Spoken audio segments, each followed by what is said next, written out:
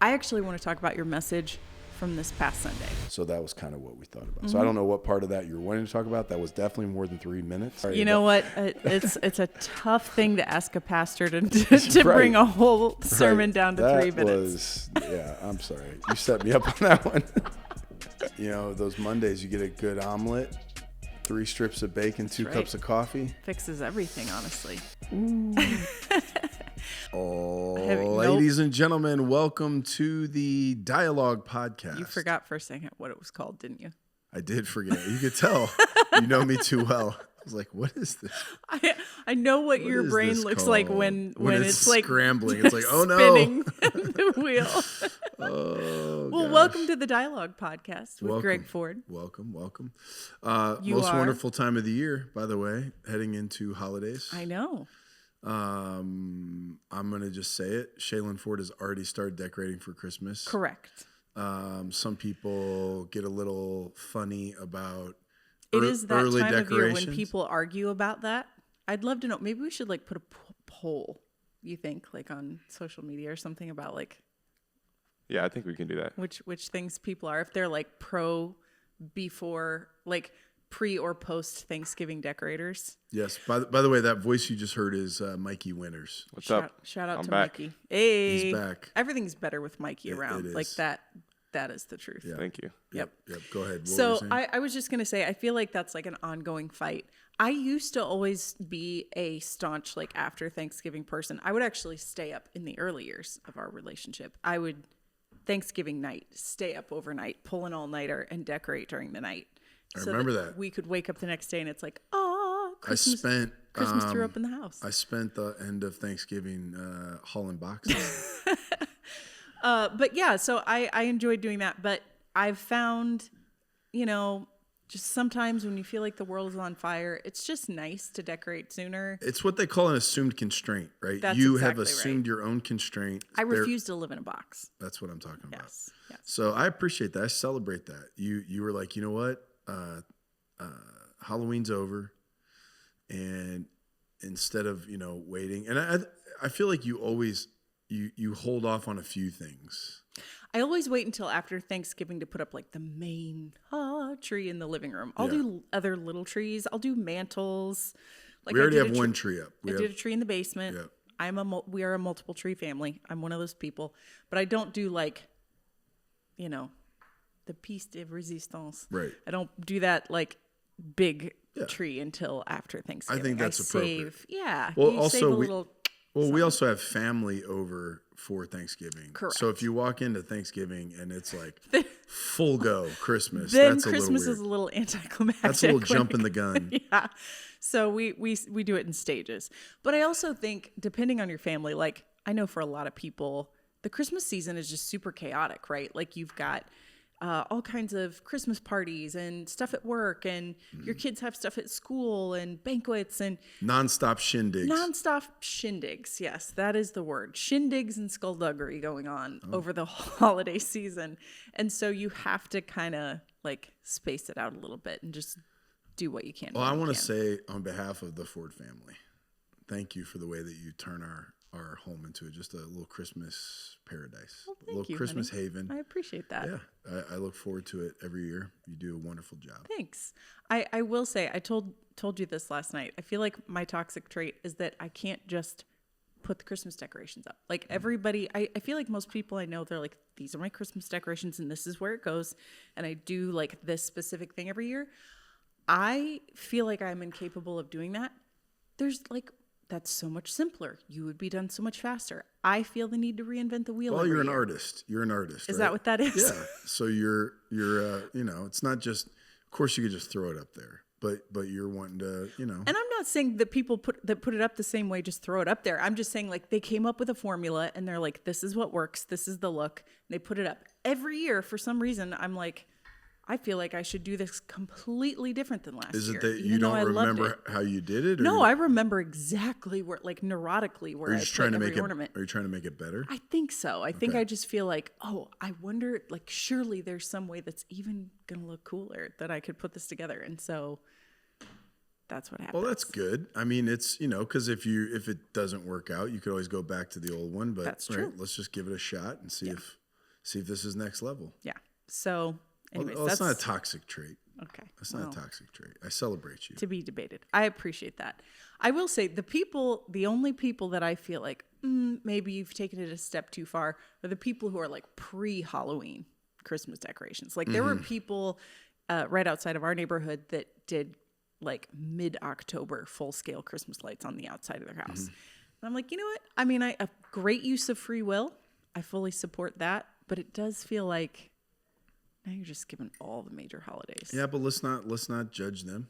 Like that's that's them essentially not assuming a constraint.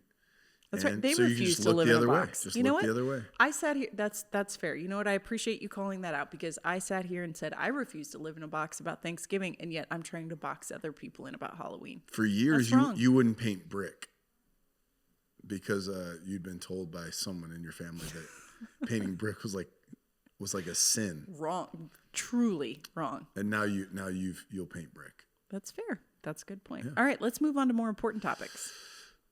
Important topics. What would you like to talk about? I actually want to talk about your message from this past Sunday. Okay. So a couple things. Number one, give people a really quick overview, like 3 minutes. Yeah. Okay. Really so keep it small. Yeah. So it was a story of a guy named Manasseh, and he shows up in both 2nd Chronicles and 2nd Kings. So those books have a lot of redundant characters and stories, and yet they're usually told a little bit different. The point of 1st and 2nd Kings is to help understand how do we go from the promised land and King David to exile? How do we end up getting kicked off our own land? And so it tells of this precipitous fall of one bad king after another with just a few good ones mixed in there. So Manasseh was sort of the final straw in some ways. He was the turning point that led them into exile. So he's known in Jewish history as a notorious figure. He's a villain. But when you look at his story, if you go back, you have his grandfather, a guy named Ahaz, who was a bad king. And by bad king, the way we would define that was he had allowed the pressures of the Assyrian Empire to pressure him into idolatry, which was more than just, bowing down to a statue. It was theological distortion and perversion that led to a lot of just really bad behavior. So he not only did that himself, but he led the nation, right? He's the king. He's the one influencing people. So Hezekiah, who was Manasseh's father, was a co-regent with his father Ahaz. So basically was co-owner, so to speak, of the business, worked alongside of him, and decided when his father died, he was going to undo the mistakes of his father. So it would be like anybody handed a dysfunctional situation from their parents that decide, I'm gonna clean this up. And so he became a really awesome king. He tore down the shrines, pagan shrines. He reestablished the temple worship, the priesthood. He reunified the nation in many ways. They had been divided, northern, southern kingdom. He calls them all back to the Passover. And then he stood his ground against the Assyrians, who were steamrolling. I mean, they were much more powerful than Israel. And they started to come into Judah and start to take up fortified cities. But he stood his ground, and God delivered him. And then, he ends up dying. And so then Manasseh becomes king at 12, right? And in a reversal, he basically undoes what his father did, right? So Hezekiah undid what the bad things that Ahaz did. And now you have all that work being handed to Manasseh. And instead of Manasseh building on his father's good work, he goes and essentially redoes his grandfather's bad work. In fact, he does it and then some. He becomes even worse than that. So it describes it in the first 7 verses of 2 Chronicles 33.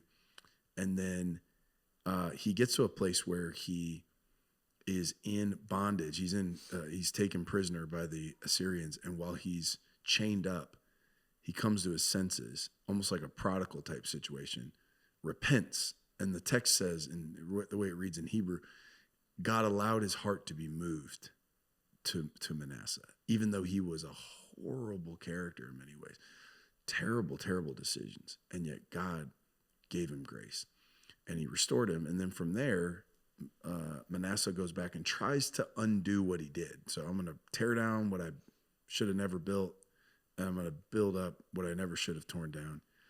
And it's mixed with sort of mixed reviews. Like some ways he's able to get some stuff done and some things remain messy.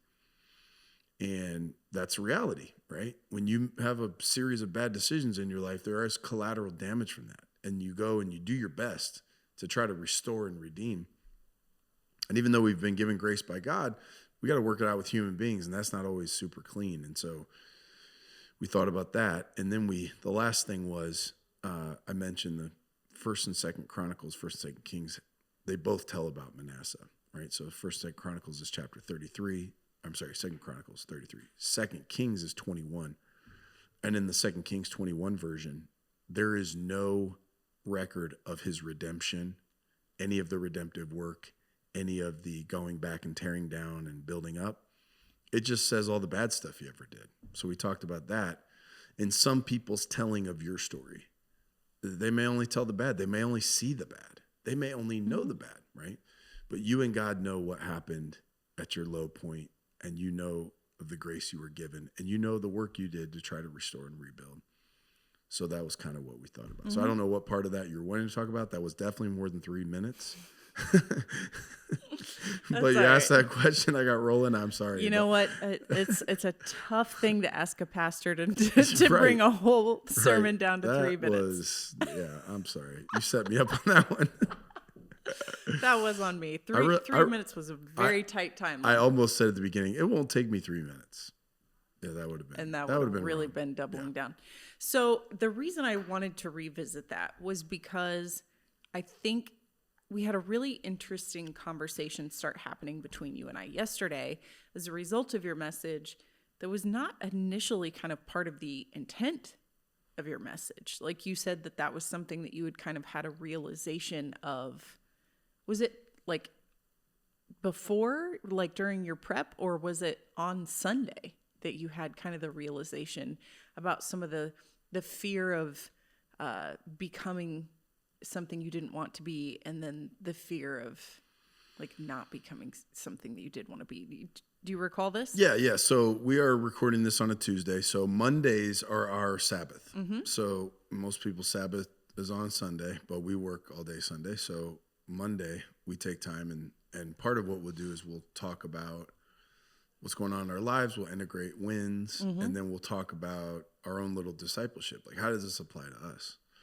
So I don't remember exactly how we got to the conclusion, but I know I was talking about one of the things I liked about this message is you can latch on to either the character of Hezekiah or the character of Manasseh, right? So if you have inherited a dysfunctional situation, you woke up in the world and maybe your parents handed you something kind of like Ahaz handed to Hezekiah, you can latch onto that and go, you know what? My job's going to be, regardless of what I was given, I'm going to clean this up and I'm going to make my life good regardless of what I was given. Or you might be more like Manasseh, who was actually handed something really great, and yet you end up kind of messing it up.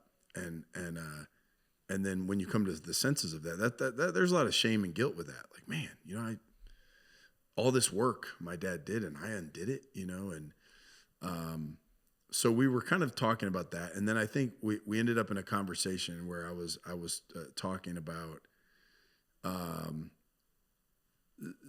long story short, we're doing this building project and we work with a lot of engineers and technical people. And I was talking about how hard it is for those people. Like, they have something in them that has a deep desire to not be wrong, essentially. They need to be right. So there may be something like they've done work, they take criticism of their work or questioning of their work very personally, because accuracy and being right is extremely important to them, right? Yep. And I don't think anybody likes to be wrong. Sure.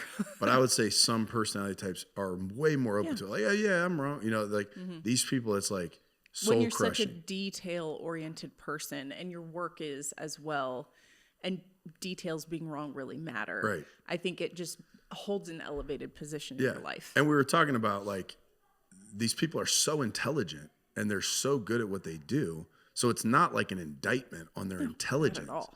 It's just essentially saying, a lot of times trying to make the picture work or the thing fit, it's hard to collaborate with someone who is so locked into their original work that it almost becomes like we forget the real why of what we're doing, to where you're so focused on just whether or not what you already did was right, not should we use it moving forward. So it becomes like really hard. And so I was saying, like, hey, I wish there was a way to kind of alleviate that burden from those people, to where it's like, look, this is not a personal attack. We're just trying to get to what's the right answer for us, not, was your work technically sound or right or whatever? Did it make sense? And we're talking about how hard that is, because some of those things are kind of primal and they're wired into other needs that people have. So then we started that conversation around like, well, and how hard it is to not take something personal when the issue at hand feels like it's part of your identity. yeah, That I think is what makes it so hard for so many of us to not be triggered by something that somebody else would go, well, why is that triggering? Like, I don't think that's triggering. Well, it is, because it's personal to you. Does that make sense? Like, Yeah. if it's an identity piece for you, then, like, say being right and being correct about things is so integral to me, then I would feel very personally attacked if you're telling me that something I did was not correct or not right. yeah. So if you look at like personality typologies, which we've talked on here before, like something like the DISC personality profile, I think it's the S on the DISC, which is accuracy is really important.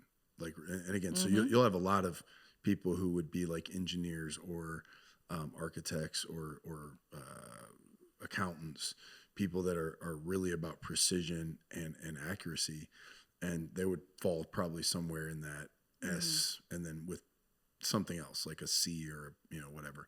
So within that, okay, we know that we could say, hey, they have this trait, which is they really value accuracy. But if you go deeper into it and you're like, where's that coming from? Right? Kind of what we were talking about yesterday, I think is what you're getting at, and correct me if I'm wrong, but is that it's kind of coming from two things. Like, one is a vision of what not to be. In other words, I don't want people to think of me as this, and I'm afraid of people thinking of me as this. And then there's another, which is I really want people to think of me as this. So a vision of how I want people to see me and how I want to see myself, and then how I really don't want people to see me and how I don't want to see myself. And those two things are related, but they're different. So for example, if you say, it's really important for me that people don't see me as dumb. Like, it's very important. Like, I don't want people to think I'm dumb. Well, okay, so I know that the person that's an S on the DISC really wants to be precise. So beyond just that, why do they want to be precise? Well, I don't want to be viewed as dumb. I want to be able to prove I'm right. So if I'm criticizing this person's work, or I'm saying, hey, that's not right for us or whatever, in some way they've done all this work and now I'm criticizing it, in some way that could tap in if they have a strong fear of being perceived as dumb, not just to me, but to the whole room, right? I'm on a Zoom call with 10 people and a bunch of them are technicians, and now we're talking about your work. And if I say anything but positive about it, you're feeling like, not just I'm saying, is there a better way to do that? It's almost like you're on trial for being dumb in front of everyone. That's right. That's where. Therefore, instead of being like an identity piece, collaborative, Yep. I'm going to be defensive because I've got to prove, like, right here, that I'm not dumb. The other thing is, when it comes to their work, I am dumb. Like, I don't know jack about what these guys. I mean, they are so far beyond me. But sometimes even the fact that I see it in such simple, elementary terms is an advantage, right? It's almost like if you've been working on something and you're looking at it in all of its complexity, and a child walks in and says, why don't you do that? And you're like, why didn't I think of dang. You know what? It's that almost that elementary, fresh set of eyes. Oh, 100%. Perfect example. Here's one. I was trying to address the issue of like when we have to travel abroad, obviously that's a wonderful thing to be able to do. But when we travel to other countries, and obviously like their outlets, those kinds of things are different. So I was trying to figure out, you know exactly what I'm talking about. So we were trying to figure out like what outlet to use, or, different kinds of adapters and plugs. And I'm looking at your clippers and different things. I'm like, he's going to want to give himself a haircut when we're gone, whatever. And you're like, what about like electric clippers? Like battery powered. Like battery powered. That don't need to be plugged in. I was like, we're going to buy like 4 adapters. gosh. I was like trying to go between all these different products. Maybe just don't plug it in. That's a perfect example. Yeah. Like those kind of things. And obviously that's kind of a lighthearted one, but like those are the kinds of things where someone else can come in and you're like, yeah, duh. Like not because I'm dumb, but just because like my brain was so far down that path. Right. That didn't even register. Well, and if I have a primal, intense core fear of being seen as stupid, being stupid or being seen as stupid. And then I've been laboring for weeks over this problem, and some guy who's a fraction of my educational level, yahoo around a campfire, some yahoo walks in and just throws out a solution I didn't think of. And I've been pouring this over, then to go, you are that much smarter than me, or I am that stupid that I didn't think of that. So then what happens is they try to blow holes in your idea that actually is pretty good. But it's hard to admit that because there's more going on than just let's get the best solution. It's I'm on trial for my value. Yes. There you go. So the first one is I really don't want to be seen as this.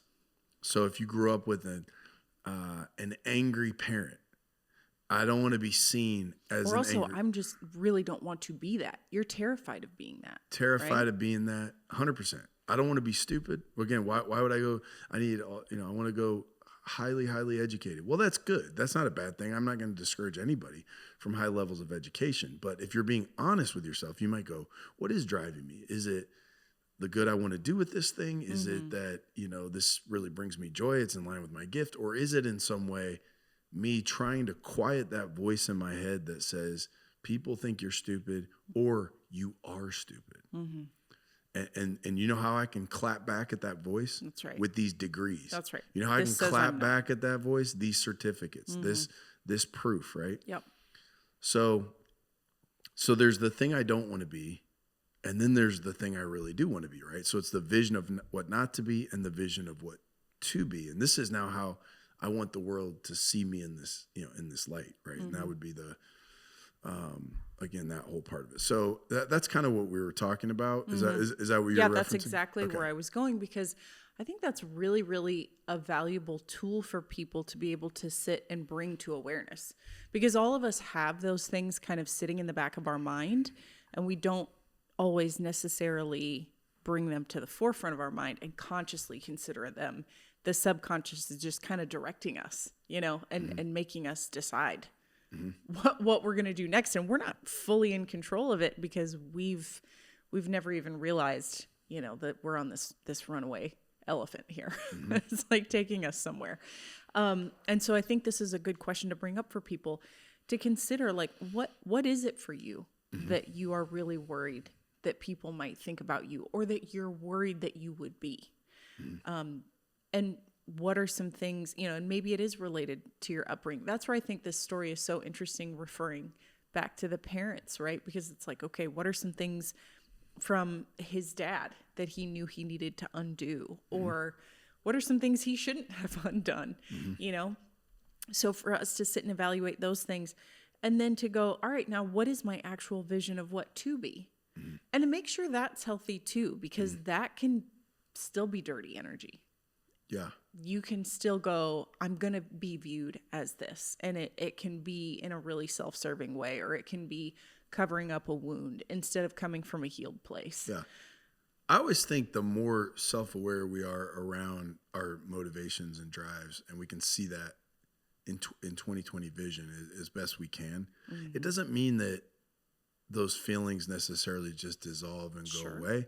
But the more you can know about it, I think the more you can sort of recognize the voices in your head, right? That's right.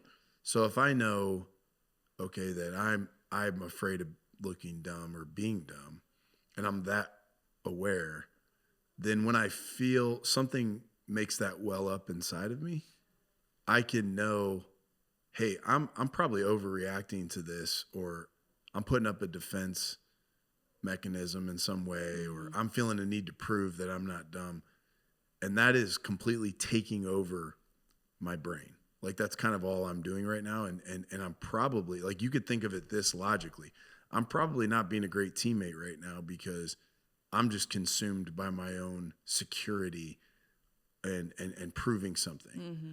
And if I can see it that clearly, I recognize the feeling, I can then make decisions outside of, these impulsive decisions, right? So, and then there, I do think then you can start to chart a course and grow beyond that and put those feelings into perspective. And then I think those feelings start to loosen their grip a little bit. Yeah. So I can think, like, if I'm personalizing it, I would say, I've told this story before at the church, but I'll give a summary.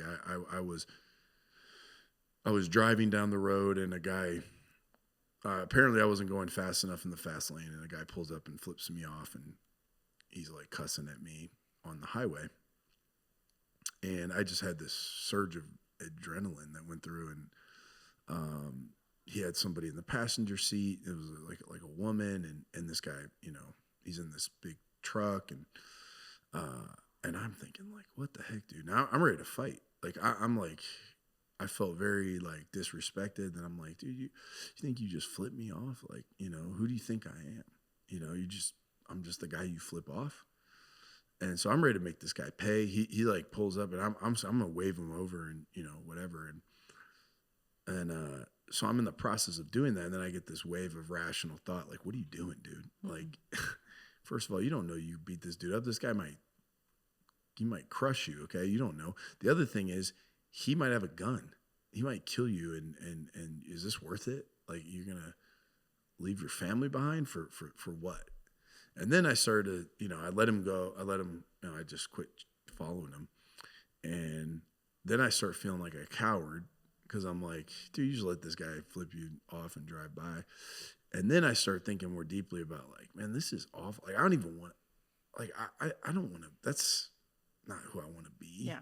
Like, whatever's going on in this guy's life, I'm driving, 70 and a 70, and that's not fast enough for him. So you're just going to flip me off. Like, this guy, his life probably is awful. And what do I care? And, I want to be a bigger person than that. Mm-hmm. Yeah. Do I want to join him at his level? Yeah. Like, is that my vision like of that, where I'm trying to be? So I was bothered by it, and I talked to my sister about it, and she's like, a family counselor. And I was like, dude, why do I even want to do this? And so we started to talk a little bit. We were having like Chipotle, and we're talking about, she's like, how long have you felt this? And, so I kind of dig into, some of my early times where I would lose my temper, be upset. And she's like, how did those things make you feel? And it initially got me, eventually got me into my fears. And it was a fear essentially of being vulnerable, a fear of being small, a fear of being weak. And it kind of went back to, I think, sometimes I was overpowered a little bit when I was younger. And without knowing it consciously, I hated being afraid.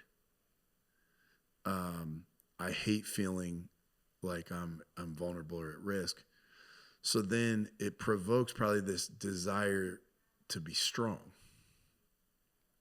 to be mentally strong, to be physically strong, to be emotionally strong. And so I can look at choices I made from there that was essentially trying to make myself as strong as possible so that I was not vulnerable. And okay, so is it wrong to want to be strong? No. There's a lot of good that comes from being strong. You can do a lot of good things in the world. But if it's being driven by something that's a fear that's unhealthy, okay, even my feeling provoked of this person who's, got this angry energy and whatever. And, you know, at first it shot something through my system that made me want to prove to him I was stronger than him. Right. And prove to me that I'm stronger than him. So I don't need to be afraid of anybody, that type of thing, right? Yeah. So that's kind of deep stuff. And you start going in and going, okay, so then within my life, there's nothing wrong with being strong. That's a good thing. Strength is good. But if I can see it crystal clear that I have, okay, then a fear of what? I don't want to look weak. I don't want to appear vulnerable. So then I'm going to have a tendency, okay, there's going to be something in me that is operating just like the guy who's afraid of looking dumb. I'm afraid of looking weak. And if you start taking that thing apart, okay, that's everything from physically how you look to your demeanor in meetings to on, you know, whatever, how you are on a stage, how you are in public, how you are in conversation. And if you don't look at that square in the face, you know, you, in an attempt to not look weak, you can end up just like the guy who cares more about looking smart. You end up not being a very good teammate, not ultimately able to, like, your strength isn't able to flourish because it's overcome by your fear. Well said. So I started to think about that, right? And that's been work you and I have done. I've done for years now. So I want to be strong. I want to be seen as strong. I definitely don't want to be weak. Anything that makes me look or feel weak. To this day, I'll want to, if something's making me feel weak or vulnerable, what do? You tend to power up, like you want to. I'll literally go work out. Even if being physically fit has no bearing on that thing, I'll literally go to the basement and just start working out because if there's a big problem going on that, like, it's not something you can just solve today. He's like, I'm going to go work out twice today. You'll hear the weights clanging in the basement, right? Because it's giving me some sense of like, you know, okay, I'm getting a little stronger to deal with this.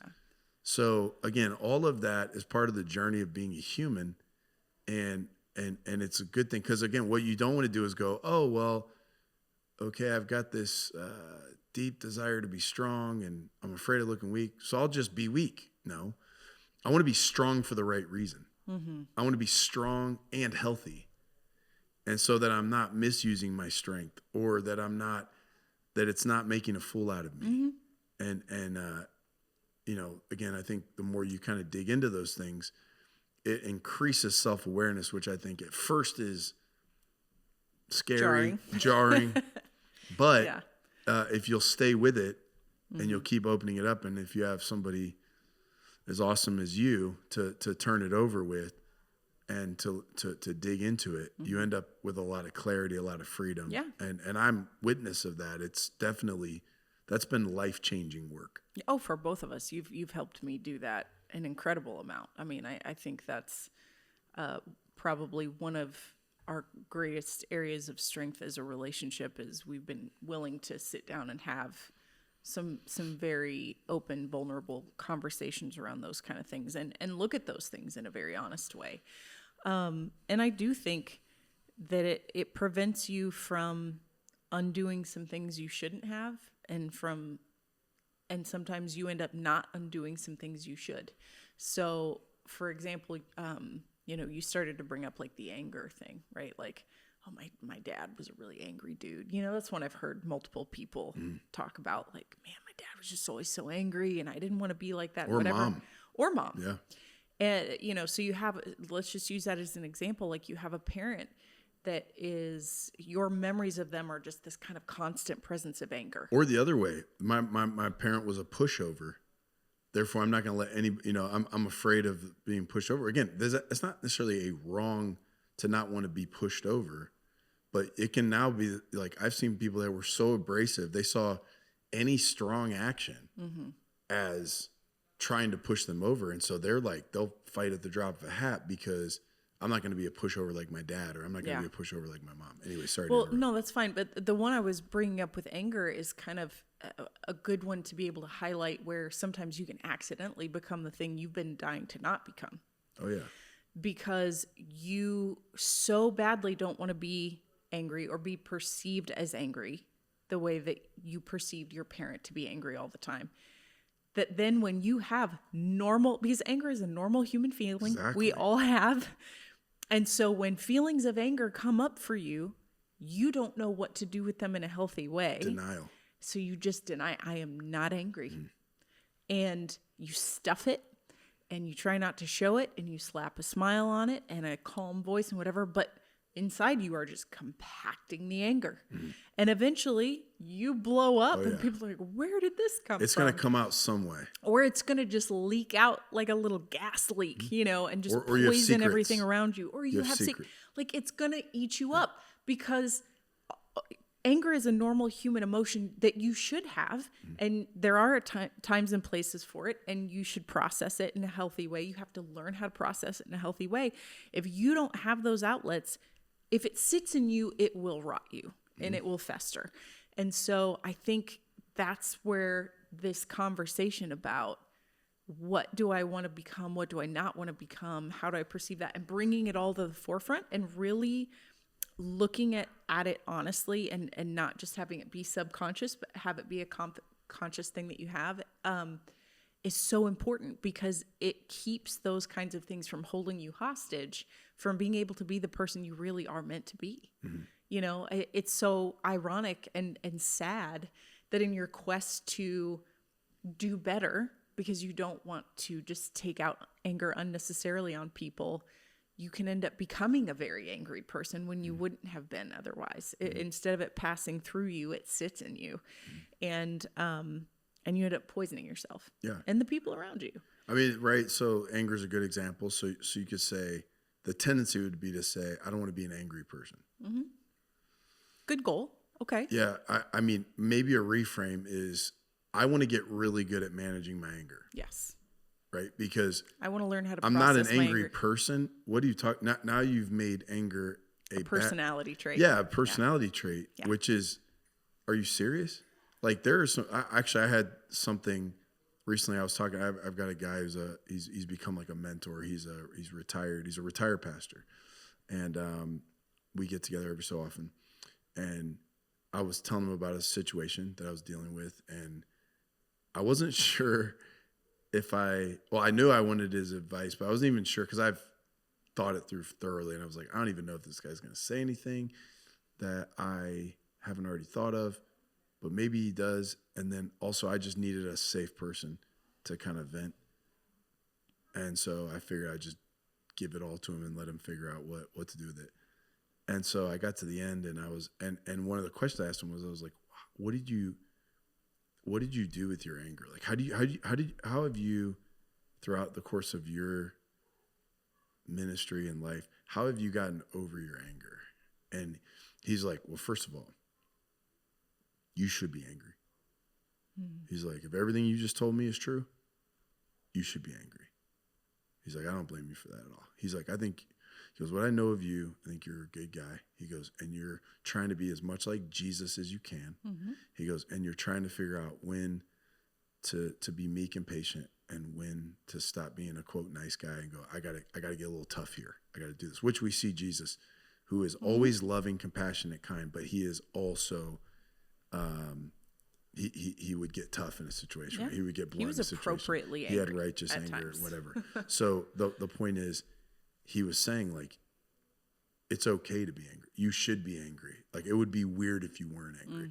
So I think to the person who grew up with someone who did not know how to manage their anger appropriately, they almost then come to the conclusion, I want to be so different than that person. Right. I'm going to be the antithesis of what I saw. So then they go, I don't want to be an angry person. And I'm not trying to play word games, but probably the right reframe is, no, I will have anger. I should have anger. What I want to do is I want to become really, really, really good at controlling my anger, mastering my anger, and handling my anger appropriately. Yeah, not having it be run something away I with me. walk through, not something that I live in. 'Cause Yeah, it- and 'cause- I don't 'cause it think can- that's semantics. I don't think it's word games. It's I not. think it's an important differential. Yeah, it can make a fool out of you by blowing off steam or by becoming that tea kettle internally. That's right. Or like, it's going to affect you in some way. Mm-hmm. It's going to affect you in some way. So I think understanding this is something I'm going to have to contend with. And I want to understand that fight, and I want to win that fight. I want to get really good at that. Yep.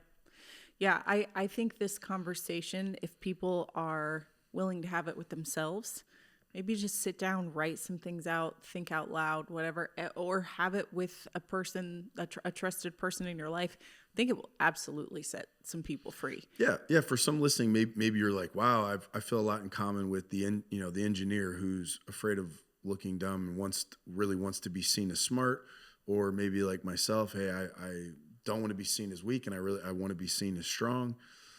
Or the anger thing, I don't want to be seen as angry, and I want to be seen as virtuous and kind and compassionate. Yeah. I want to be seen as good. Yeah. That's one I've struggled with. Yeah, a healer instead of a wounder, Yeah. or whatever, right? Okay, so maybe one of those three was what you needed, or maybe it just opens up a conversation to really ask these questions. The first one is, what is it that I really don't want to be, and I really don't want to be seen as? And then what is it that I really do want to be and want to be seen as? Mm-hmm.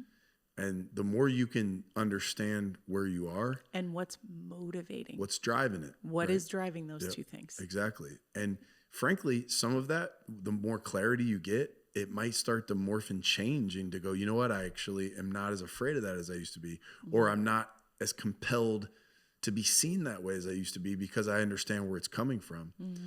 And then others, you may still have those two things. You just understand it better, and you're able to make probably more clear-headed decisions. That's right. Your brain will pop up a red flag, like it did for you in the car that day, where you go, wait a second. Like, yeah, this is my natural response to this, but is that what I actually really want? Yeah. You give your conscious brain a chance to take the reins. Yeah. Absolutely. I'm glad we had this conversation. Yeah, good stuff. That's what I love about those Mondays after a Sunday morning. It gives a chance to just sit down and, Sundays are a monologue. These are dialogue moments where you can kind of take what you heard on a Sunday and unpack it and, throw it around, bandy it about, if you will. That's it. Those Mondays, you get a good omelet, 3 strips of bacon, 2 cups of coffee. Fixes everything, honestly. Well, Mikey, I'm glad you're back. Thanks for being with us this week. Yep. See, everything went well. I didn't throw a mic this week because we had a great mic over there. Nice. No, do not dignify that with any kind of response. That was so stupid. Play out Mikey, music, please. Mikey, get us out of here, All right. bro. See you Get us out guys. of here. Guys, thanks for being with us this week. We always love time with you. Happy holidays. Glad you're heading into this season.